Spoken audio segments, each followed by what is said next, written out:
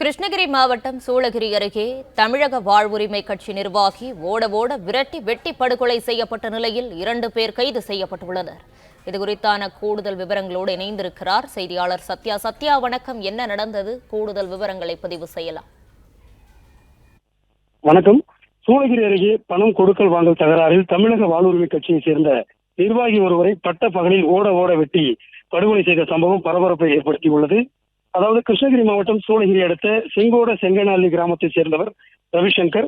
இவர் பன்றிகளை வளர்க்கும் தொழில் செய்து வருகிறார். மேலும் இவர் தமிழக வாழ்வுரிமை கட்சியின் கிளமங்கலம் கிழக்கு ஒன்றிய பொருளாளராகவும் உள்ளார். இந்த நிலையில் இன்று ரவிசங்கர் சூளகிரி அடுத்த உலகம் செல்லும் சாலையில் உள்ள அஞ்சாலம் என்ற கிராமத்தின் அருகே சென்று கொண்டிருந்த பொழுது அங்கு வந்த மர்ம நபர்கள் ரவிசங்கரை அரிவாளால் சரமாரியாக வெட்டியுள்ளனர். இதில் கை, தலை, முதுகு உள்ளிட்ட பகுதிகளில் பலத்த காயமடைந்த ரவிசங்கர் சாலையிலேயே ரத்த வெள்ளத்தில் படுகாயங்களுடன் உயிருக்கு போராடி கொண்டிருந்தார்.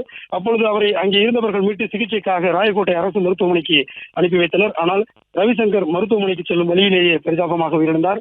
இதையடுத்து சூளகிரி போலீசார் உடலை உடற்கூறு ஆய்வுக்காக கிருஷ்ணகிரி அரசு மருத்துவக் கல்லூரி மருத்துவமனைக்கு அனுப்பி வைத்தனர். மேலும் இந்த சம்பவம் தொடர்பாக சூளகிரி போலீசார் விசாரணை நடத்தியதில் சூளகிரி அடுத்த பருவிதி பகுதியைச் சேர்ந்த ஆதி மற்றும் உள்ளட்டி கிராமத்தை சேர்ந்த ரக்ஷித் இருவரும் ரவிசங்கரை கொலை செய்தது தெரியவந்தது. இதையடுத்து தப்பி ஓடிய இருவரையும் கைது செய்த சூளகிரி போலீசார் தொடர்ந்து விசாரணை நடத்தினர். விசாரணையில் ரவிசங்கரிடம் பணம் கொடுக்கல் வாங்கல் சம்பந்தமாக முன் விரோதம் இருந்ததாகவும் அதனால் கொலை செய்யப்பட்டதும் தெரிய வந்தது. மேலும் இந்த கொலை சம்பவம் குறித்து சூளகிரி போலீசார் வழக்கு பதிவு செய்து தீவிர விசாரணை மேற்கொண்டு வருகின்றனர். விவரங்களுக்கு நன்றி சத்யா.